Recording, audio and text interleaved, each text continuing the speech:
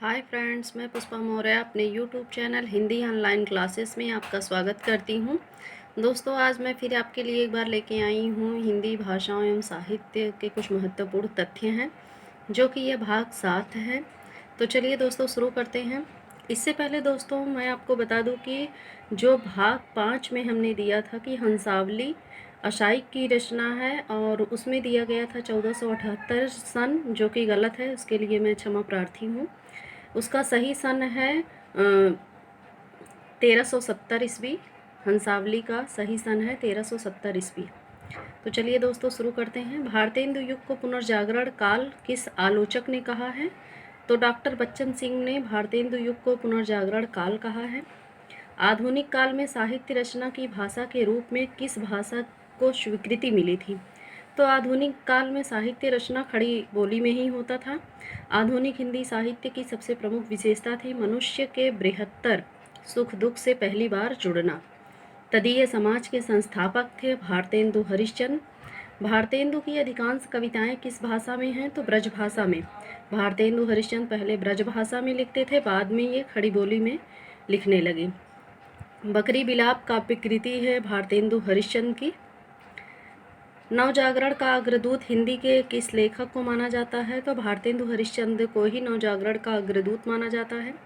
कविता के लिए खड़ी बोली के पक्ष में आंदोलन की शुरुआत की अयोध्या प्रसाद खत्री ने।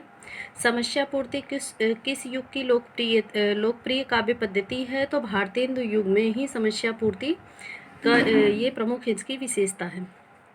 भीतर भीतर सब रस चूसे हंसी हंस के तन मन धन मूसे। इस पंक्ति के रचनाकार भारतेंदु हरिश्चंद्र हैं। कौन करे जो नहीं कशकत सुनि विपत्ति बाल विधवन की। तो यह पंक्ति ये कथन कहा है प्रताप नारायण मिश्र ने। प्रिय प्यारे तिहारे निहारे बिना अखियाँ दुखिया नहीं मानती है। समस्या पूर्ति करने वाले हैं इसमें भारतेंदु हरिश्चंद्र। इसी में इन्होंने समस्या पूर्ति का अपने हल निकाला था। एकांतवासी योगी किस कृति का अनुवाद है? तो हर्मिट का। एकांतवासी योगी श्रीधर पाठक की रचना है, और इसका अनुवाद हर्मिट हर्मिट की कथा है एक, उससे किया गया था। पढ़ी कमाए की हूँ कहाँ हरे देश कलेश, जैसे कांता घर रहे तैसे रहे विदेश। यह पंक्ति है प्रताप नारायण मिश्र की। इन मुसलमान हरिजन पर कोटिन हिंदू वारिये के गायक हैं भारतेंदु हरिश्चंद्र। द्विवेदी युग नामकरण किसके नाम के आधार पर किया गया? तो ये मोस्ट इम्पॉर्टेंट है क्वेश्चन, ये हमेशा पेपर में पूछता ही है दोस्तों। तो ये नामकरण हुआ है महावीर प्रसाद द्विवेदी के नाम पे। द्विवेदी युग को जागरण सुधार काल किसने कहा है? तो डॉक्टर नगेंद्र ने द्विवेदी युग को जागरण सुधार काल कहा है। इतिवृत्तात्मकता किस काव्य युग की प्रमुख विशेषता है? तो इतिवृत्तात्मकता द्विवेदी युग की प्रमुख विशेषता रही है।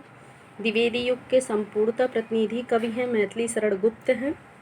द्विवेदी युग के सर्वश्रेष्ठ प्रगीतकार माने जाते हैं मुकुटधर पांडे। अयोध्या सिंह उपाध्याय हरियोत को प्रिय प्रवास के लिए कौन सा पुरस्कार मिला था?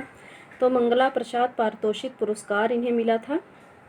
द्विवेदी युग के किस कवि को हिंदी साहित्य सम्मेलन का सभापति बनाकर सम्मानित किया गया था? तो अयोध्या सिंह उपाध्याय हरियोत को ही हिंदी साहित्य सम्मेलन के सभापति बनाकर इन्हें सम्मानित किया गया था। द्विवेदी युग की प्रमुख काव्य भाषा थी खड़ी बोली। राष्ट्र कवि की उपाधि दी गई थी मैथिली शरण गुप्त को। खड़ी बोली का प्रथम कवि माना जाता है अमीर खुसरो को। कहा जाता है कि यही खड़ी बोली के जनक माने जाते हैं, इन्होंने ही सबसे पहले खड़ी बोली का प्रयोग किया था। फिर आगे है दोस्तों, मैथिली शरण गुप्त के गुरु थे महावीर प्रसाद द्विवेदी जी। अबला जीवन हाय तुम्हारी यही कहानी, आंचल में है दूध आंखों में पानी। यह पंक्ति है मैथिली शरण गुप्त की। यह पंक्ति यशोधरा की है। यशोधरा में ही यह बात कही गई है। भूलोक का गौरव प्रकृति का पूर्ण लीला स्थल कहाँ। पंक्ति के रचयिता मैथिली शरण गुप्त जी हैं। खड़ी बोली में प्रथम महाकाव्य प्रिय प्रवास के रचयिता अयोध्या सिंह उपाध्याय हरियोत जी हैं। किसान के रचनाकार है मैथिली शरण गुप्त। किसान इनका खंड काव्य है। हम विश्वाई जन्म के यह कृति है बालकृष्ण शर्मा नवीन की। गुणवंत हेमंत के रचनाकार श्रीधर पाठक हैं। कविता कौमुदी के 8 भागों का संपादन किया है रामनरेश त्रिपाठी जी ने। आचार्य शुक्ल ने खड़ी बोली की प्रथम काव्य रचना माना है एकांतवासी योगी को।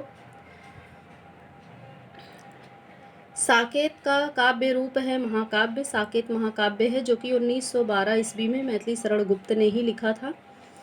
इसमें जो है साकेत में उर्मिला को केंद्र में रखकर लिखा गया है। खड़ी बोली का पहला प्रबंध काव्य है प्रिप्रवास। कवि सम्मेलनों का बादशाह कहा जाता है गया प्रसाद शुक्ल स्नेही को। उद्धव शतक के लेखक हैं जगन्नाथ दास रत्नाकर। किस कवि की रचनाओं में छायावाद का पूर्वाभास मिलता है? तो मुकुटधर पांडे जो कि द्विवेदी युग के प्रगीतकार माने जाते हैं, इन्हीं की रचनाओं में छायावाद का पूर्वाभास मिलता है। आधुनिक काल की किस काव्यधारा में रहस्यवाद की भावना पाई जाती है? तो छायावाद में ही रहस्यवाद की भावना पाई जाती है, ये इसकी विशेषता है। छायावाद को छायावाद नाम दिया मुकुटधर पांडे ने। छायावाद को स्थूल के प्रति सूक्ष्म का विद्रोह किस आलोचक ने कहा है? तो डॉक्टर नगेंद्र ने कहा है। आंसू किस प्रकार का काव्य है? तो यह मुक्तक काव्य संकलन के अंतर्गत आता है। हिंदी की पहली छायावादी कविता मानी जाती है प्रथम प्रभात झरना में संग्रहित है। स्वच्छंदतावाद का प्रवर्तक आचार्य शुक्ल ने माना है श्रीधर पाठक को। कलाधर किस कवि का आरंभिक उपनाम है? तो जयशंकर प्रसाद जी को ही कलाधर नाम से जाना जाता है। छायावाद की पहली रचना मानी जाती है झरना। निराला की किस कविता को महाकाव्यात्मक रचना की संज्ञा दी गई थी? तो राम की शक्ति पूजा को। निराला का प्रथम काव्य संग्रह है अनामिका। विधवा को इष्टदेव के मंदिर की पूजा सी कहा है निराला ने। जूही की कली पर अश्लीलता का आरोप लगाकर किसने वापस कर दिया था? तो महावीर प्रसाद द्विवेदी जी ने जूही की कली को वापस कर दिया था। यह सरस्वती पत्रिका में नहीं छप पाई थी।